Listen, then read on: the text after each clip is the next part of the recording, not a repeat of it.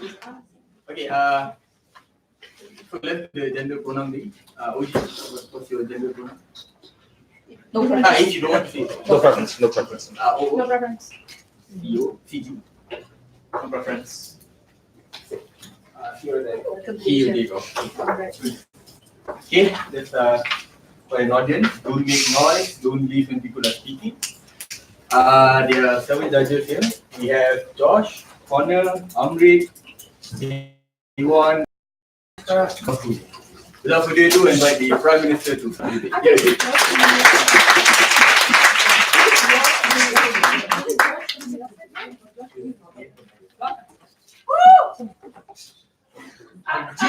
Close the door. Close the door and then lock it. Don't lock it now. Was it fire? You want me to turn the timer up? Where was the thing that was the? Turn it off. 다 put anything here.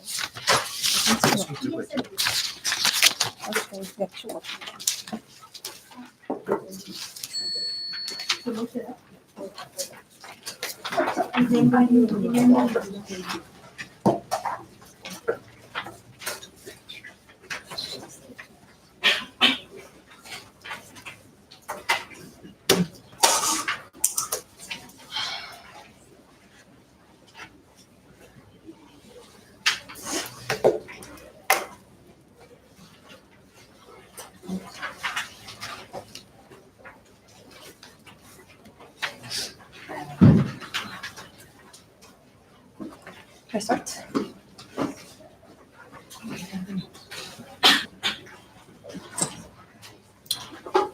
Chair, let me first clear out the ways as to what I'm going to do in today's speech. First, I'm going to give you the status quo, the context as to what's happening in Papua. Second, I'm going to tell you why Papuan activists wanting for a separate agenda is more of an extreme way in which aftermath is going to lead for first, in case of failed state, not protecting their own people. Second, how the discrimination is going to get worse also for their own people too. And then also considering as to why in the comparative, our side is going to be better off for their own citizens, since we have to care about the Papua people in the very end. Going to the first status quo in the context, we believe that the Papua situation is a very urgent situation in which we have to combat racial discrimination. However, in the status quo, what's happening is this is not happening. Why? Because the Indonesian government is cutting down the internet. They're not having more access to the information and whatnot. Therefore, there is racial discrimination as to the government itself towards the indigenous people is happening. Therefore, we highly believe, and I think all of the to protect the indigenous people in the very end of the day. Going on to our own expenses as to why activists actually wanting for separate agenda is an extreme way, which is in first analysis going to lead to a failed state. Why is this so? When we think about failed state, we think the meaning of itself is that it's a state in which the government does not have effective control of its territory. Therefore, it's not perceived as a legitimate by a significant portion of the nation. It does not provide domestic security, the basic public services to its citizens, and therefore lacks a monopoly on the use of force. Also, when we think about failed states, I think we have to incorporate the political instability, what's going to happen afterwards if they actually do have independence, right? Under this situation, I'm going to argue that if they actually gain independence, in the best case, we're going to say that this is actually going to lead to a failed state. Why is this so? It's going to have political instability. When we take look at the neighboring countries such as Papua New Guinea, the Solomon Island, or even East Timor, who actually gained independence, they went through, especially considering East Timor, they went through this very difficult transition for independence. What I mean by this, there were violent clashes happening. 40% of the armed force were dismissed. The deployment of peacekeeping force was there. However, prime minister were forced to resign. The rebel soldiers broke into the president and the prime minister's house and whatnot. Therefore, as we can see, especially also in the context of East Timor or the neighboring countries, we can say that none of the neighboring countries enjoyed a political stability after independence. Therefore, we think that it's a challenge for independent West Papua region to avoid the similar problems that is happening, especially considering that in the current situation, they're suffering from the similar symptoms and similar problems that these neighboring countries had suffered for, not even considering their own context and trying to go more as to why specifically then West Papua is going to go through this problem is especially when we consider the 2001 special autonomy law when it was given by the Indonesian government. What happened was the provincial governor and the indigenous people were granted the priority appointment as a judge and prosecutor. They were having the chance in order to climb up the social ladder.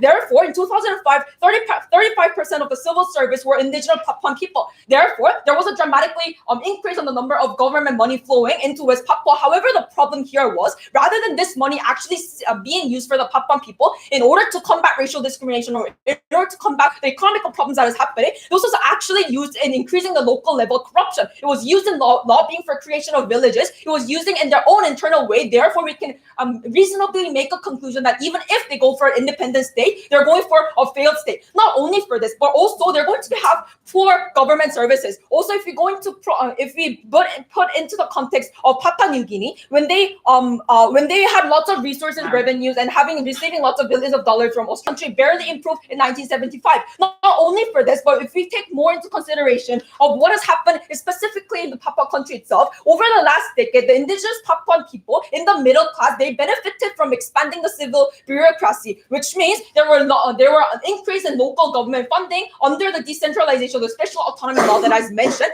However, the problem here was that this money was not actually used to protect the vulnerable, but how it was used was the newly empowered Papuan bureaucracy had little ability to dispense this public service to the more vulnerable. Therefore, I think it's reasonable for us to make a conclusion that they're going to be a failed state in which they're not going to be a better off situation in order to protect their vulnerables, but the new empowered political power, new empowered states within their own government is actually going for corruption or actually going to use and abuse the money, which is going to actually lead to a moment where more marginalization is going to happen. Let's say not even if this is not the case, why is this more inefficient? In a second level of analysis, we think that the discrimination is going to get worse under their side of the house. Why is this so? Please take into the consideration of the context that in Papua, it's not only Papuan people who are living, but more than half are actually Indonesian migrants who are living there. Therefore, even if we give a separate state, there's no guarantee that the Indonesian people are just suddenly going to move out. Therefore, even if it's going to be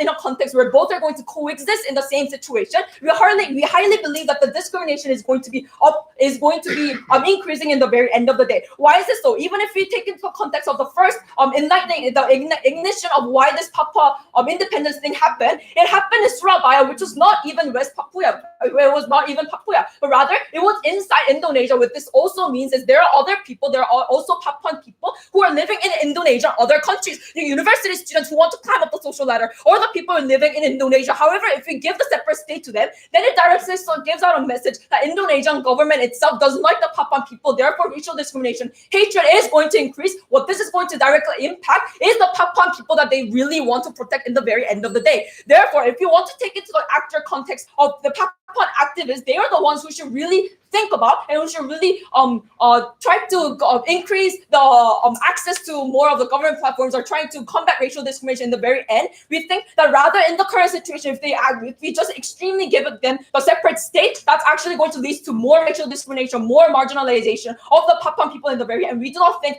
Papuan activists who are wanting to improve this situation are not the right actors in today's debate. Please take into consideration that the Papua independence protest is being a very much of a severe situation in which none of us actually know their urgency. In this situation, if it goes into the actors of Papuan activists, we really think that they should be the ones who should combat racial discrimination in order to live a better world. We want to live in a world where everyone's happy. That's why I'm very proud to propose.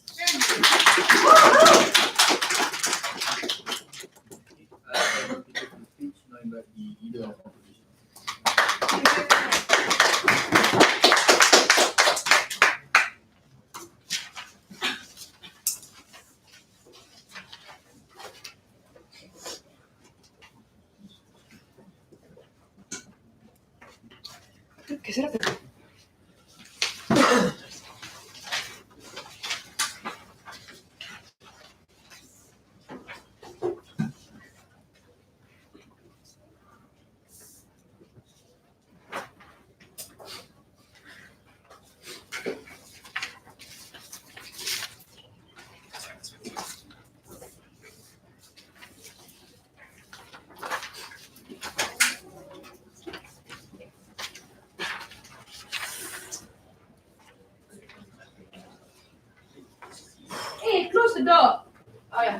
Yes. Okay, thanks.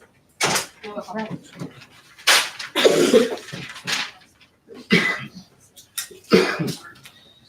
Please watch it.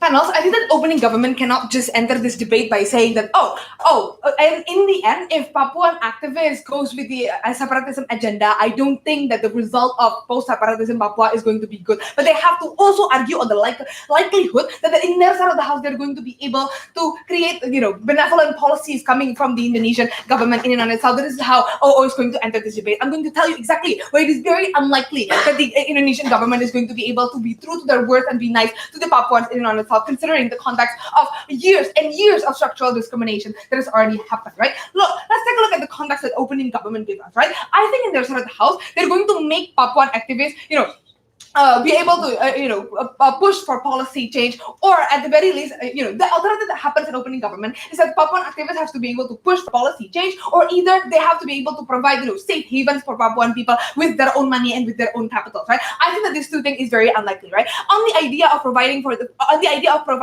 Papuan people with their own capital, I think that this is very unlikely, right? Because understand that these Papuan activists are also people who are already been oppressed in the current status quo, right? These are the people who doesn't get their resource allocation in the right time in Indonesia. I don't think capital is something that they have. I don't think that they have the capability to create the safe havens for Papuan in Indonesia, right? I think that right now, several debaters to an opening government, right? Opening government tells you that, right now I don't think Papua is going to be able to be a good country because officials in Papua are already corrupted. Understand that the sole reason why the officials in Papua are corrupted is exactly because they do not have their own land and their own country in Indonesia, right? Because right now the way that officials in Papua rise into power is exactly by creating coalition with the Japanese government, right? I think that this kind of political structure is going to exist right now and forever, exactly because they do not have the incentive structure to not do this political climate at the end of the day, right? But second, they tell you that most likely they're going to be a failed state because they do not have enough resources and not going to be able to protect their own vulnerable people, right? Let's first take a look at the context of why these people are vulnerable in the first place, and I'm going to debunk why it is untrue in their side of the house, right? Look, the reason why Papuan people are being vulnerable and are being looked down and is exactly asking for independence right now is exactly because of the years of structural discrimination that happens in their side of the house, ladies and gentlemen, right? Exactly because these people are being vulnerable. I think that the way that states can be able to cater to the needs of these people is not through a lot of resource allocation, for example, or a lot of infrastructure development. What they need is just to have a government that is good to their own people and have to be able to create a policy that doesn't necessarily discriminate these people in the first place. Right? So I don't think it's going to be that hard in our side of the house for us to be able to protect these vulnerable people that opening government tells you in their side of the house, right? Thirdly is this. They say that they're going to the discrimination that harm a coalition with the Indonesian government in Indonesia, right? These are people who already have capital, already have privilege. I don't think these are the vulnerable people that we need to talk about in the current status quo, ladies and gentlemen, right? So what am I going to tell you in my speech, right? First, I'm going to tell you why it is very unlikely for the Indonesian government to be benevolent towards the Papuan. Second, I'm going to tell you what, because this debate is as Papuan activists, I think that the team that can win in this debate is the one that can tell you what are the exact interests of Papuan activists in and on itself, ladies and gentlemen. And that is exactly what I'm going to do in my speech. And thirdly, the likelihood of post-separatism, where it's going to be okay in our side of the house. Ladies and gentlemen, right? So first things first, I think we talk about Indonesia, why is it very unlikely for this government to become nice and benevolent towards Papua? Is exactly because right now Indonesians are clouded with tons of projects, right? A lot of people are asking for a reformation in political structure, right? We have the rise of a lot of new issues like moving the capital to somewhere else that's not for Papua is exactly to forgive and forget. What does this tell you? This tells you that even our president is inherently someone that tries to dismiss the idea of structural discrimination as opposed to trying to change it. I don't think that it is very likely that this government is going to be able to be benevolent in their side of the house, ladies and gentlemen, right? So why do we think that the interest of Papuan activists is not is not to is not to create policy change and stuff like that in our side of the house, right? Look, let's take a look at the context of who these Papuan activists really are, right? These Papuan activists are either the people who were there when Papua is first established as a part of Indonesia, or they are the people who are the sons or the generations after these people has already left in unestablished Myanmar. So what does this tell you? This tells you that this interest of these people is inherently to write the history that is already done wrong. Well, you have to consider right now, ladies and gentlemen, that the principle of why Papua was first established as a part of Indonesia is something that is not their consenting on itself, and it's something that is unjust, right? Let me tell you why. First reason, right? I think that the Indonesians referendum of Papua were heavily militarized, right? These people are inherently oppressed. These people are inherently made to make the right decision in on itself, right? But second, it is also unjust because of 100,000 people that were Papuan, there only like 1,406 was picked to choose to be available at the referendum in Indonesia, right? So it tells you that these people are the one that they are aware of the structural discrimination and how unjust the Papua was established in Indonesia, right? But I think the second reason is this: I think that the injustices of the Indonesian government cannot be solved and fixed only by structural reform in their side of the house, right? Because I think that the injustice of the Indonesian government has already deprived Papuan people of the right to their own resources, right? I don't think sudden reformation and structural reform of giving them like highways in the current status quo is going to be able to fix their past mistake in and of itself, ladies and gentlemen, right? But second, I think if we have to argue in the likelihood of why separatism is going to be a likely agenda, isn't it right now? Exactly. Right now,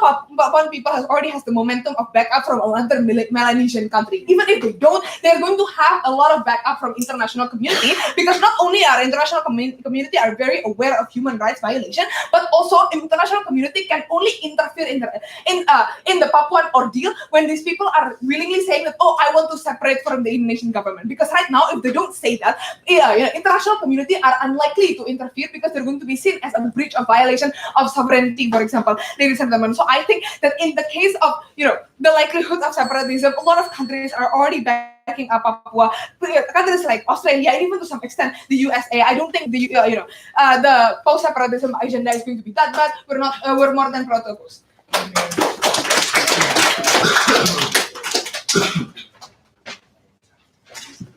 Right. Speech and invite the Deputy Prime Minister.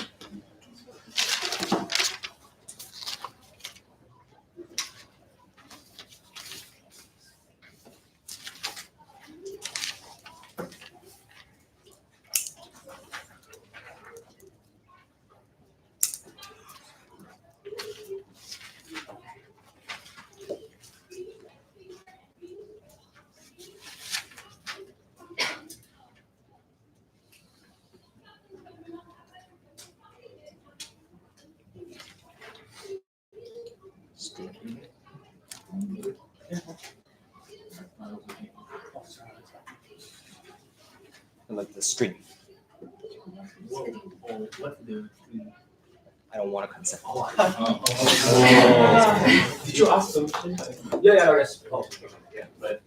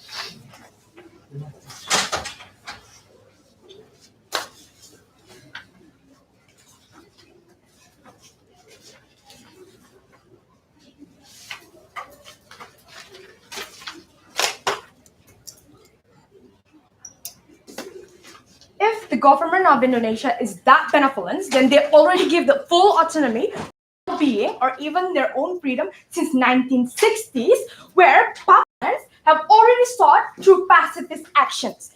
To the fact they're already done until this far, meaning freedom have never been sought inside of Papuan's island, where it is their own land and they have the right to actually, enjoy their own resources and also their freedom in politics and whatnot. Because in their side of the house, freedom of expressions will going to be restricted, exactly because that is a post-separatism movement.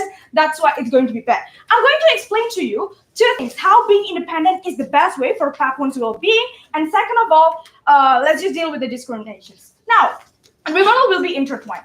They all stated to you how I'm going to explain to you how being independent is the best way for Papuans' well-being. The only harms they impose to us is that there will be a failed state because officials are corrupted and doesn't have enough resource. Exactly. Those cases are because we're still in line with Indonesia and we never had our fully independence to control our economy and also our resource and politicals and whatnot. The reason why Papuan doesn't have enough resource is because first, West Papuan resources are controlled by central government. All the deals created by multinationals company always being directed towards the central government, which it needs the agreement of the president in and on itself. The distributions of resource were never been fair because it always being centralized on Java or even their own major needs. For example, moving their own capitals and whatnot. This understanding that context, those kind of benefits will.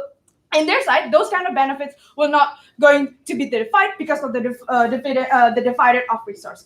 Two, and second of all, you cannot rely on the benevolence of governments because you need to understand the context of Jokowi stance on oppositions right now. He tries to slam down his opposition that is not in line with their ideology. Example given by imprisoning pro-independence Papua for participating in protests since 1960s.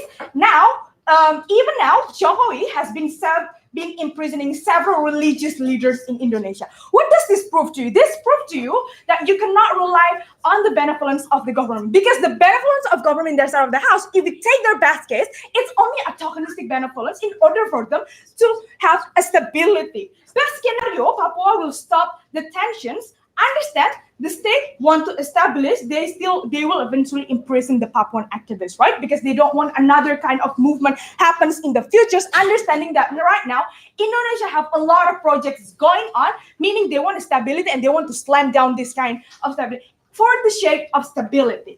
This and also they have stated, how about political freedoms? These officials are corrupted. They're likely to have good stakes on whatnot. Look, these officials cannot be seen as a Papuan activist because they have a collide, and now we can even imprison those corruptors with our own constitution. Because in our side of the house, exactly, these people who are bad, these officials who are bad, cannot be imprisoned because he's the one who could take control inside of the Papuan politics in and on itself. That is why this is something that is real bad, because the world that we envision inside of oppositions, we're going to have our own constituents, and also we also have our leader, which already exists inside of OPM or Organisasi Papua Merdeka for its own independence. We think we're ready, but maybe they're trying later. They're bringing up the parallel example of East Timor. Look, this is a different context because East Timor doesn't have enough resources like West Papua. Now, in our side, the moment we have enough resources, we can take control of Freeport if that is necessary. I think that is something that is important. And second of all, East Timor are controlled by Portuguese, but now we already have OPM, which is a literally different context, right? Because we already redid our own governances in the end of the day. But even if Papua people cannot extract their resource, we think that is okay. okay, if that's the very worst scenario we need to take. Because Papua doesn't like lavish life to internet for years. They're being treated as that. Their house are traditions and whatnot. I think that what they need right now is the freedom from not being discriminated, which is absent in their side of the house. Yeah. Money is never their interest. What they want is all about freedom, which is why their interest is just have an established government. But let's just wrap that out, because most likely Papua also needs money and resources on what. But before I'm going, yes. So if it's true that Jokowi is too violent to the extent that he jails, people who want Papuan independence, why should you as an activist claim for that independence? Because you know that you're probably not going to get it anyways, right? We're be succeeded, because why? We already have a backup from several countries, or even the moment when we continuously have our radicals, most likely we will have more support, because understanding that is really crucial in the end of the day, right? The reason why it's not crucial is exactly because we still align with government side of the house. When we make this something that's really urgent, most likely it's going to blow out in international societies and whatnot. But let's just deal with the discrimination that they're stating to you. First, I don't think there will be a discriminations, because now if there's a discriminations, we can punish them because we have our own constituents, right? If there's discriminations until the extent of human violations of Indonesians versus Papua, then that is a crime inside of international constituents, right? That's actually something that as Papuan, as a new state, we don't want to do it. That's why in order for us to grab more diplomacy, we won't likely to do any kind of radical discrimination towards these people, because we want to make our diplomacy better in other countries, especially when you already, but it's going to be bad in their side of the house, especially when you already have those riots in some area in Indonesia. Discriminations will be even worse right now the moment you stick in their side of the house, because you're going to be seen as savage, or even someone who doesn't even want to collide with Indonesians, right? Because you're different in the terms of history, race, and whatnot. Because this is the kind of things why in the class of discrimination, we think that it is very in our side of the house, because right now West Papua will be a safe space for its own people without any interventions coming from Indonesian government, because that is not, because in a status quo it's not something that we actually acquired exactly because of the interventions from the governments of Indonesia. That's why in the case of well-being, I think it's better in our side of the house, because now we control the amenities that comes, or even we can take the benefits out from it. Our people will be employed rather than Indonesian people in status quo. And second of all, we're going to have our own constituents where we will eventually punish people who are corrupted, or even people who are bad in the end of the day. That's why vote for opposition for finance. I tend to keep it speech and the member of Cup.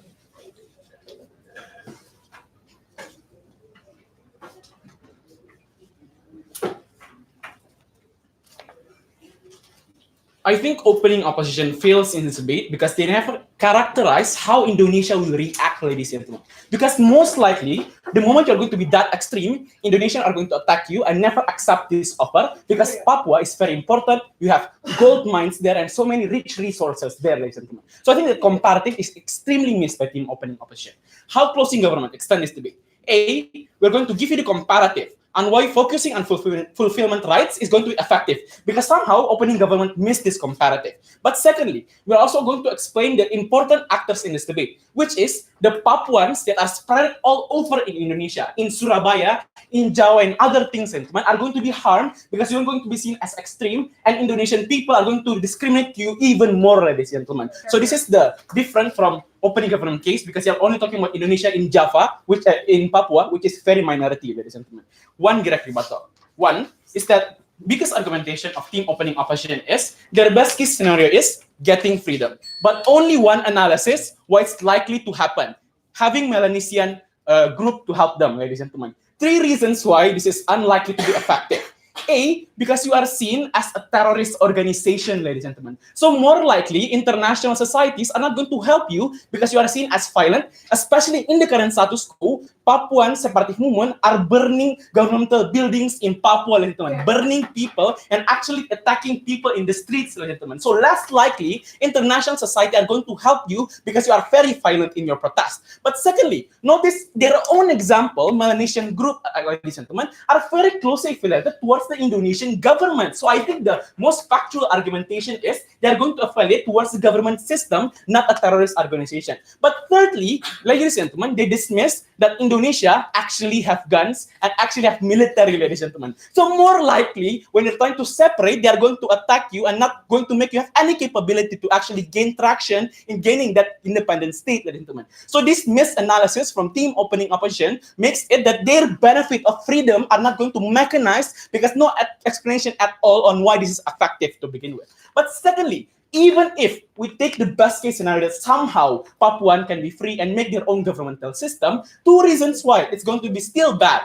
A, they have no money. In the current status quo, all of the developmental programs that goes into Papua are coming from Indonesia, gentlemen. All the highways, all the governmental buildings are built by the Indonesians' initiative, especially in Jokowi's term right now, for a more unified and more developmental Indonesia, gentlemen. Right now, Jokowi are building highways in rural areas, in all of the islands that have never been touched in the past, ladies and gentlemen.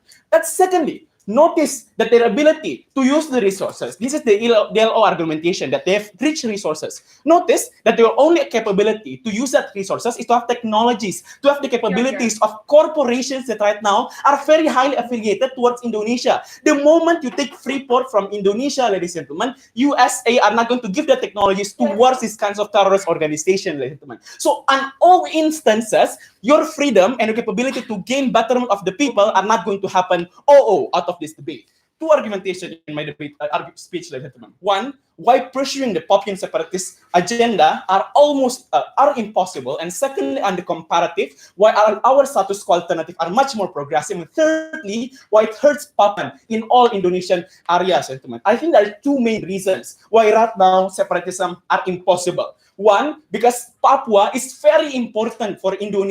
You have Freeport, you have rich resources. So most likely, the moment you want to take that away by being separated, Indonesia are not going to back down. They will try to retaliate. They will do all of their efforts to defend and make this not happen, ladies and gentlemen. The fact that you have so many military aggression to ensure that OPM never succeeded, ladies and gentlemen, shows to you how dangerous this is. But secondly, notice, ladies and gentlemen, why being separatist, why being violent are going to be not effective. Because you are seen going to be violent by all Indonesian people. This already happened in the current status quo, where most Indonesians are actually saying that these kinds of terrorist organization, are actually not effective and are actually not good for you to actually support because you are burning governmental buildings and you are actually gaining no significant effort in the current status quo.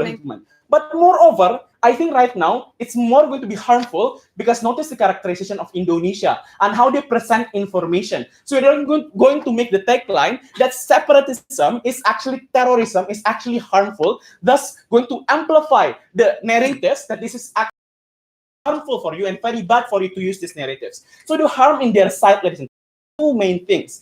A, Indonesians' retaliation, and secondly, no grassroots supports because you are seen as very violent, thus making no capabilities for you to gain traction to make that difference in your side, ladies and gentlemen. But secondly, the comparative. When in comparison, economical rights in our side are going to be much progressive. In 3 main ideas. A, notice that in the current status quo, progressive support by people are actually to counter racism are actually progressive. In the current status quo, we see in social medias where Indonesian people are saying, don't be racist towards these kinds of individuals because they are seeing that these individuals are being suffered. But in comparison, where they see these Papuans are actually going to be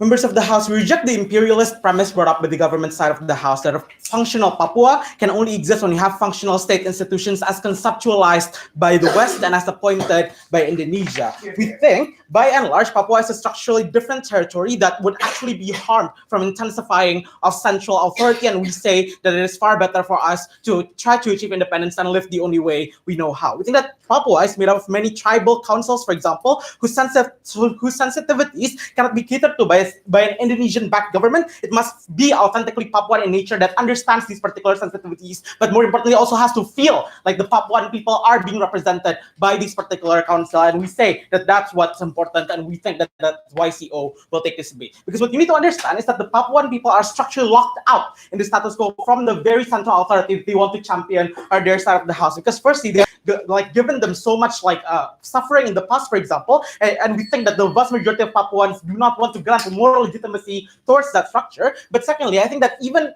if they're willing to cooperate, they're not used, ladies and gentlemen, to the representative democracy structure that Indonesia is currently trying to push within this particular territories. They're more used to direct democracy of tribal councils, for example, and these are the kinds of structures that are not going to be able to work for the Papuans or their side of the house. That's why under their best case scenario of increased rights, representation is actually a harm for the vast majority of Papuans, because you only enfranchise urban and privileged Papuans, ladies and gentlemen, who are a minority within that particular area. Without regard to tribal Papua and the indigenous people, and Indonesia is then legitimate in saying that, oh, this is what the Papuan people as a whole wanted, because that is what the conventions of international politics would dictate for them, right? We think that what we want to do under closing opposition is to back the platform of individuals like Benny Wenda, for example, an activist in Papua who recognizes the structure of Papuan society and wants to fight for a government that is able to recognize that and can establish a government that caters to that at the end of the day, right?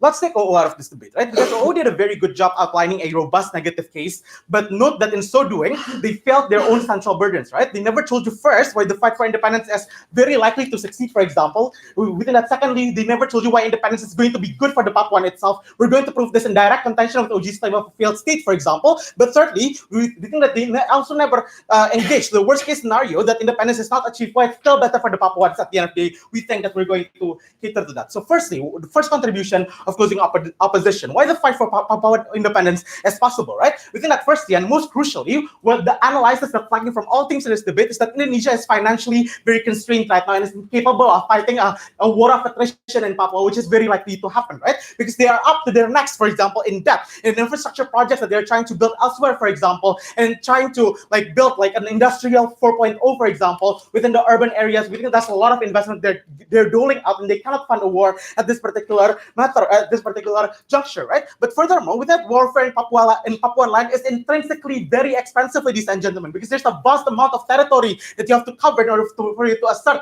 as a legitimate authority over that particular land, for example, and it's very susceptible to a lot of methods that the Papuan people can employ in order to delegitimize your authority, right? Like hit and run attacks on certain military barracks, for example, on government institutions, like guerrilla warfare within the territories that they control. This is especially harmful for Indonesia, for example, because Papua know better the lay of the land, right?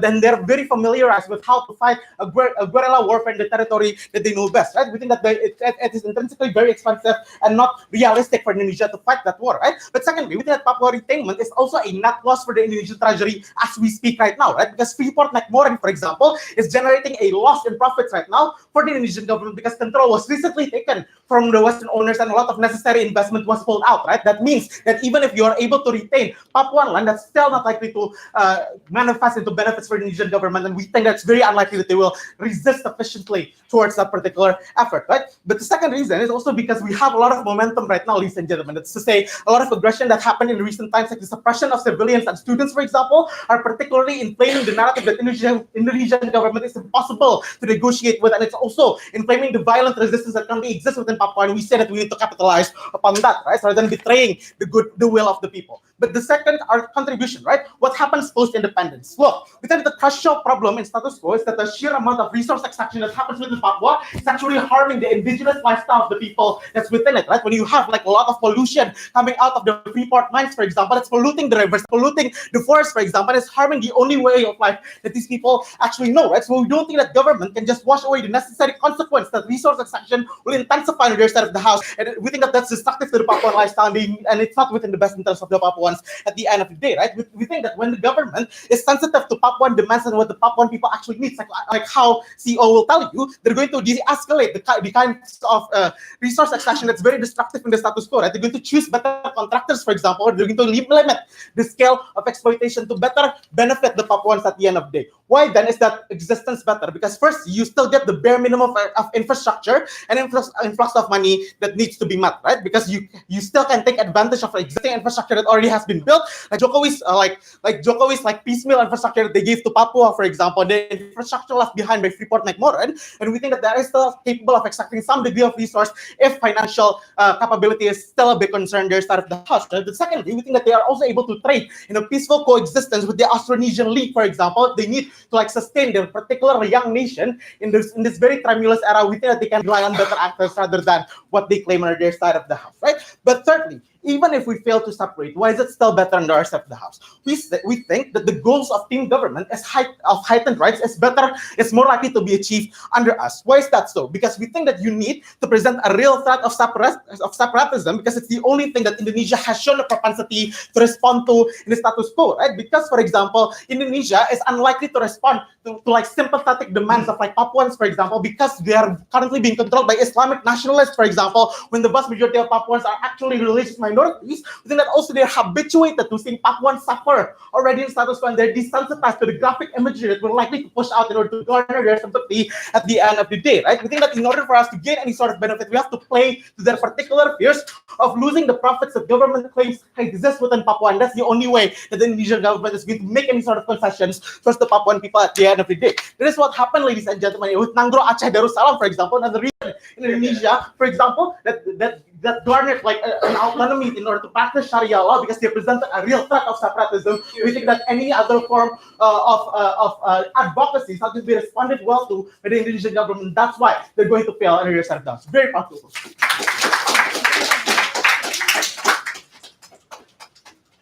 Ladies, give a speech by the government.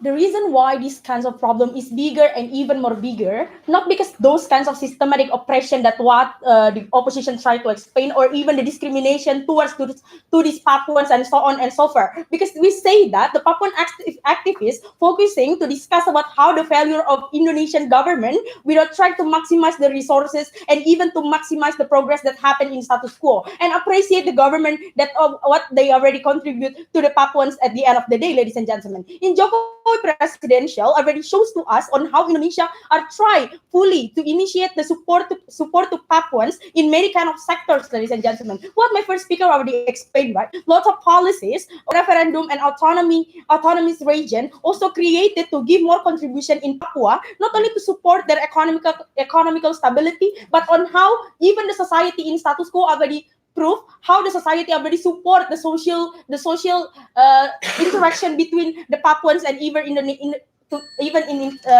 towards the Indonesian people at the end of the day, ladies and gentlemen. That is why all their argument that try to justify these kinds of things shouldn't be count at the very first beginning. But before that, let's engage to the closing opposition cases, right? When they're trying to explain about how this is about how the government in Indonesia already locked these kinds of Papuans. Ladies and gentlemen, first response, we say that do not count this point because the fact in status quo, the discussion in the government or even in the discussion between the legislative also focus to discuss how the prosperity of Papuans should be improved at the end of the day. But secondly, even though they explain that the Papuans are very different in significance such as their identity, area, distinction, and so on and so forth, we say that that is not the big cases that we have to count, ladies and gentlemen. Because in Indonesia, because Indonesia is not that so evil. There are a lot of provinces that also have a special treatment with Papua, ladies and gentlemen. Example, just like in Yogyakarta,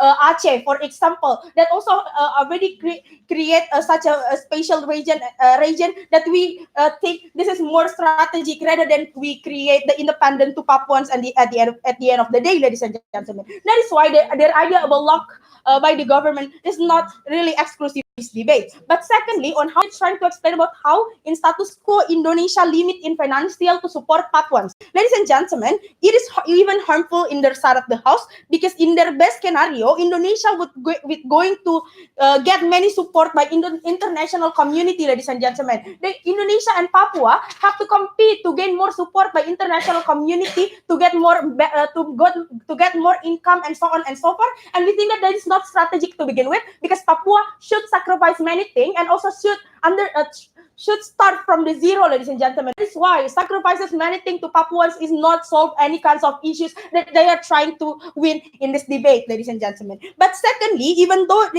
this failed in our side, even though they say that even if it is failed, it's okay to starting the war. We say that it is harmful to Papuans, ladies and gentlemen, because the technology in Indonesia is already more bigger rather than in Papua. But even though they're trying to win this debate by saying that it's okay to start the debate in the forest, ladies and gentlemen, even Indonesia military also already have those kinds of technology, ladies and gentlemen. That is why even the Air Force, for example, could win by Indonesian military, ladies and gentlemen. That is why their power is not enough to cater all of the scenario that they want to win in this debate, ladies and gentlemen. No, thank you. And also, they're trying to explain about how the power of Papua is already enough, ladies and gentlemen. The problem in this debate, there are none of team that understand what happened in Papua in status quo, right? Because even in Papua, right, also have a separatist movement, ladies and gentlemen. Also, there are a lot of Papuans that reject these kinds of movement, ladies and gentlemen, reject these kinds of activists because they created chaos, ladies and gentlemen. They propaganda to the society and even want to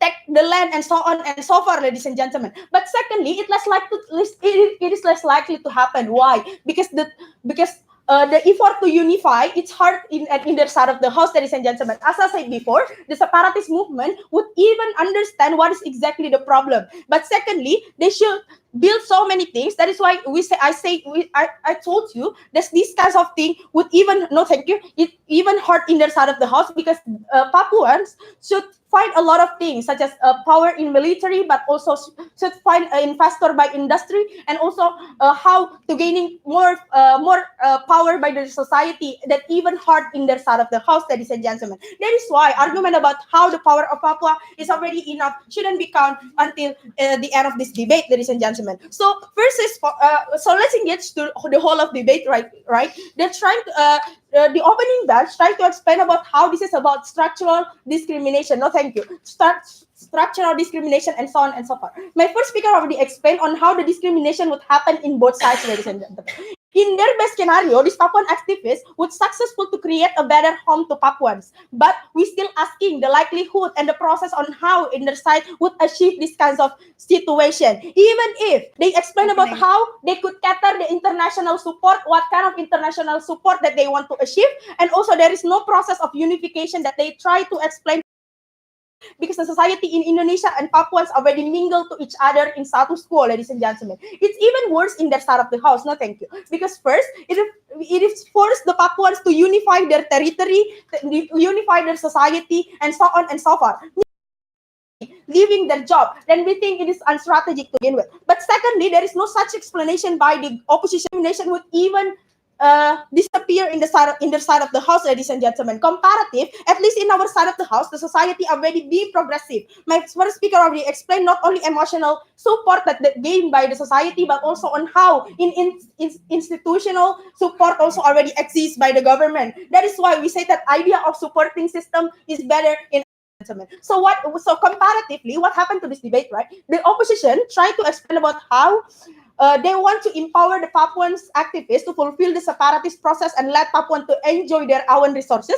Comparative in our side, we want to stay in Indonesia, start to more progressive discussion and create of Papuans. So how closing government break that lock, right? First thing, we prove to you how the likelihood on their side of the house, they are not really explained to us how the process that Papuans are ready for their independence. But secondly, on the point of sustainability, in their side, Papuans were starting from the zero. It's funny when they say that they would take over Freeport, because my first speaker already explained the contract for Freeport is happening between USA and Indonesia, not USA with Papuans, ladies and gentlemen. That is why vote for the closing government.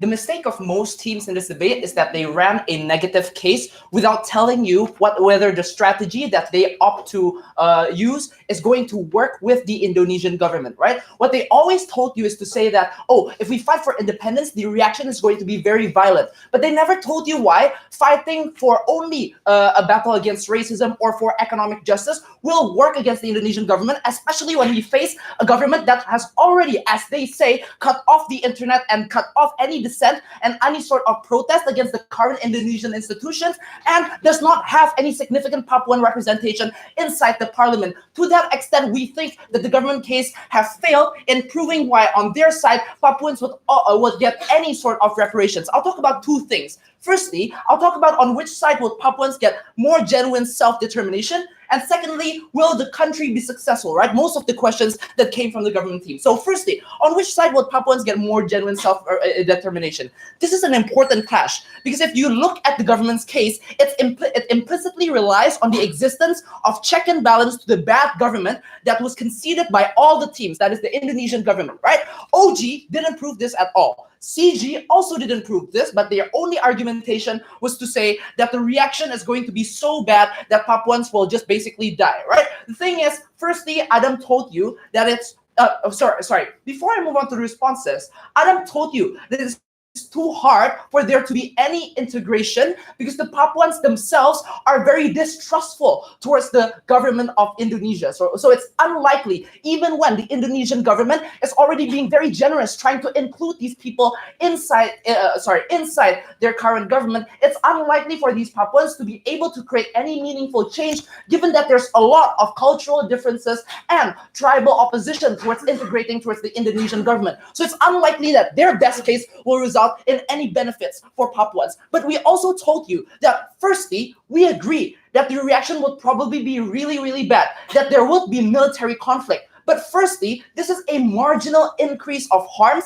in comparison to the things that the Papuans already experienced, in comparison to tear gas being fired at Papuans' homes for them doing nothing, in comparison to protesters being shot, and in comparison to Gerakan Papua Merdeka already being designated as a terrorist organization, right? So it's unlikely that this will create any change that is much worse for the Papuan government, for the Papuan people. But we told you that on our side, at least there's a high chance of protection to the people that matters, right? Given that we have this momentum that make Merdeka, which is a Papuan, to get much more support and much more participants in their fight against the Indonesian government, given that the recent events have proved that diplomatic relationship with Indonesia is impossible, right? But secondly, we proved to you that the Indonesian government can sustain a war of attrition. They have resource scarcity, that they have so much debt in building infrastructure, so they can't spend much more in supplying their military in a fight against a very popular Papuan militia. Secondly, we also told you that Jokowi will face political backlash, given that other projects become much lower because of this, right? This is important first because we prove, this is important first because we prove that we can create independence, given that the military of Indonesia would probably give up. So CG's point about the military of Indonesia being super strong runs smooth if they cannot prove why they would be able to sustain a long conflict with Papua, right? But secondly, the point is also important because at least on our side, we create enough disruption to get a big concession, because we present the Indonesian government with a real threat. Remember, this debate is not talking about what the goal should be, right? But this debate is also talking about the strategy in which these activists need to pursue. So we proved to you that this strategy would create enough chaos so that the Indonesian government would give a big concession that is much more meaningful to any sort of fight of social justice or economic justice that would be too peaceful and to be unthreatening, right? On their side, the Indonesian government will only see it as only being a diplomatic annoyance or a civil conflict that is so small. That means that the solution on their side would be conflict, because that's much easier, right? To just send troops and kill these people to make sure that more protests. That's why we prove to you that our strategy works. And if they cannot prove that their strategy works, that means that benefits and reform on their side are pretty much imaginative. Yes.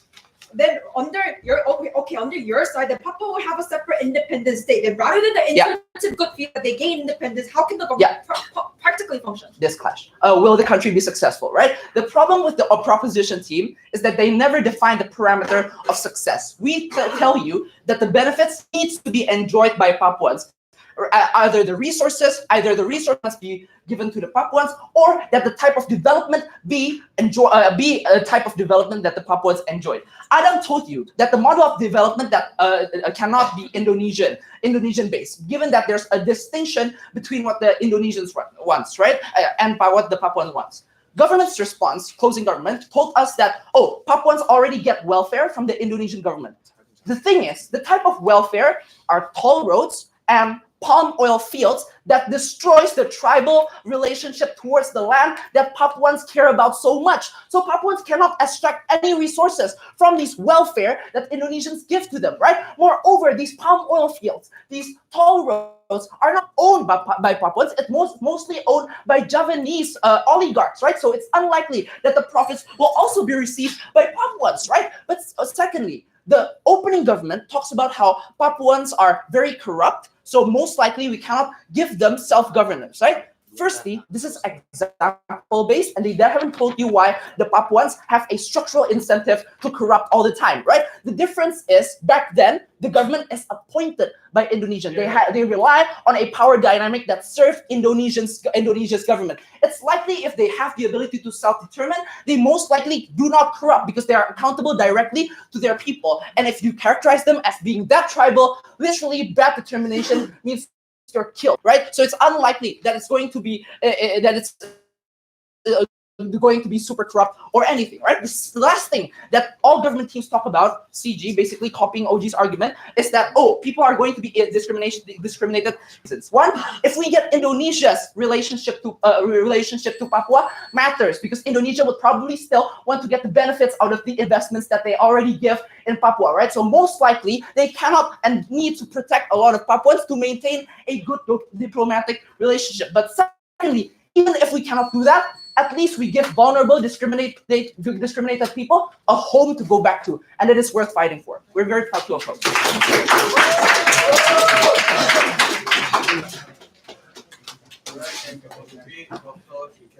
Thank you. Thank you.